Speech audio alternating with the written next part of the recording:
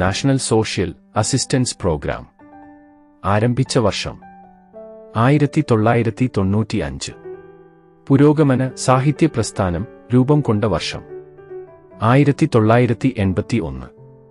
മനുഷ്യ ശരീരത്തിൽ ഏറ്റവും കൂടുതൽ അടങ്ങിയിരിക്കുന്ന മൂലകം ഓക്സിജൻ. മനുഷ്യ ശരീരത്തിൽ ഏറ്റവും കൂടുതലുള്ള ലോഹം കാൽസ്യം. ജീവികളുടെ ബാഹ്യ ഘടനയെ കുറിച്ചുള്ള പഠനം മോർഫോളജി. മനുഷ്യ ശരീരത്തിലെ ആകെ നാഡികളുടെ എണ്ണം എത്ര?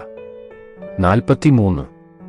മനുഷ്യന്റെ തലച്ചോറിന്റെ ഭാരം 1.4 കിലോഗ്രാം. തലച്ചോറിനെ കുറിച്ചുള്ള പഠനം ഫ്രീനോളജി. വനവിസ്തൃതി ഏറ്റവും കൂടുതലുള്ള കേരളത്തിലെ ജില്ല ഇടുക്കി. കേരളത്തിലെ ആദ്യത്തെ റിസർവ് വനം കോന്നി.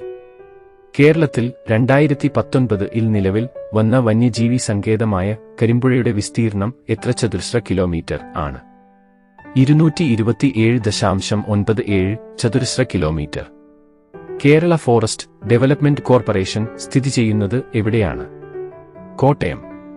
കൊട്ടിയൂർ വന്യജീവി സങ്കേതം സ്ഥിതി ചെയ്യുന്ന ജില്ല കണ്ണൂർ.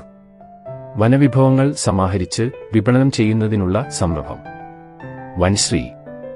കണ്ടൽക്കാടുകൾക്ക് വേണ്ടിയുള്ള കേരളത്തിലെ ആദ്യ മ്യൂസിയം നിലവിൽ വന്നത് എവിടെയാണ്? കൊയിലാണ്ടി.